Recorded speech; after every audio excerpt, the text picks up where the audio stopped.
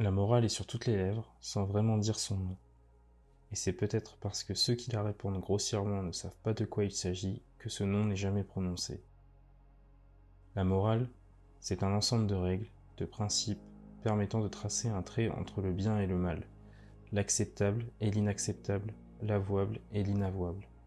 C'est une matrice, un garde-fou visant à structurer le monde humain. C'est donc une architecture essentielle pour permettre une vie grégaire, harmonieuse, équilibrée et efficace.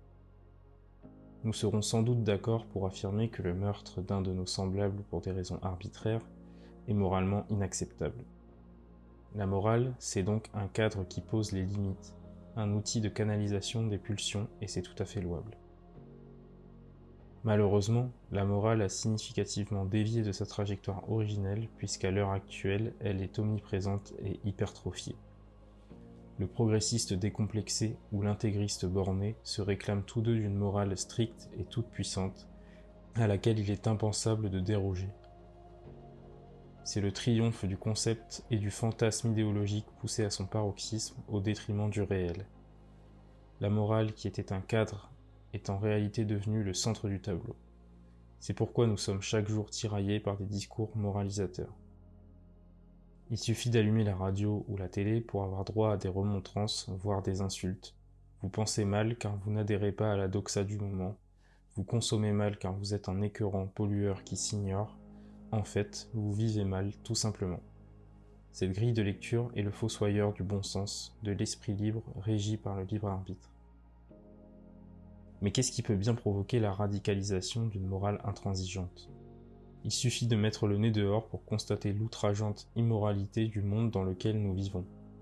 Le mensonge, la trahison, la corruption, la perversion et la perfidie sont devenus les tristes illustrations d'une époque hors de contrôle, insensée et insoutenable. Les institutions garantes de la morale ont abdiqué. Face à l'écrasante injustice de ce rouleau compresseur, l'individu soupire et rêve de rétablir par le bas une morale structurante qui punira les travers d'un système rongé par le vice. Regardez donc quels sont les mythes contemporains qui rencontrent le plus grand succès. Des super-héros qui rétablissent la justice à leur manière face à l'incapacité d'un État inactif. Tout est dit. Nos fictions témoignent sans subtilité de nos fantasmes. En parallèle, on voit aussi l'engouement que suscite la question de la justice sociale qui est également sur toutes les lèvres. Elle est bien entendu souhaitable si elle est menée avec intelligence et discernement. Le problème, c'est que ce à quoi nous assistons aujourd'hui, c'est le déchaînement d'une morale hystérique et aveugle. Chacun, en voulant incarner à son tour le super-héros qu'il admire pour terrasser ce qu'il considère être l'incarnation du mal, cherche son bouc émissaire afin d'assouvir une soif de sang. La morale n'est plus une ligne de conduite, un terreau pour l'éthique. C'est une arme d'anéantissement et de décrédibilisation des dissidents, une machine à broyer ceux qui ne partagent pas la pensée unique. Il faut une place pour la morale, mais quand la morale devient le prisme de lecture primordial de toute chose, nous nourrissons alors une obsession paranoïaque qui sera fatalement contre-productive. La chasse aux sorcières n'a jamais été une manière de restaurer l'équilibre et l'harmonie. À ce titre, le réactionnaire comme le progressiste, le complotiste comme le défenseur du système, sont les deux faces d'une même pièce s'ils s'obstinent à mener un combat uniquement moral. Et par cette intolérance délétère, les défenseurs bien pensants d'un prétendu monde plus juste alimenteront la laideur immorale qu'ils pensent combattre. La morale au cœur de toute chose, c'est la fin de la fiction, c'est la fin de la spontanéité, c'est la fin des opinions.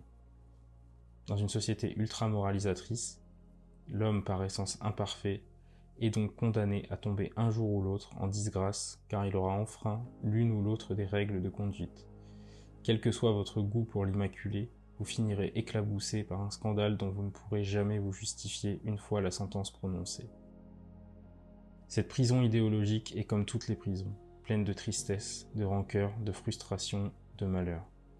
Ce dont il faut donc se souvenir, c'est que la morale n'est pas divine, elle est parfaitement humaine. La nature se moque éperdument de nos considérations. Le bien et le mal lui sont étrangers, puisque ce qui lui importe, c'est son homéostasie, c'est-à-dire son équilibre, son harmonie, quel qu'en soit le prix. Nos critères et nos opinions ne concernent que nous, les humains. Que ce soit au service d'une vie collective saine ou dans le but d'ostraciser ceux qui ne partagent pas nos récits. Nous sommes donc les seuls à pouvoir façonner la morale sous l'autorité de laquelle nous voulons vivre.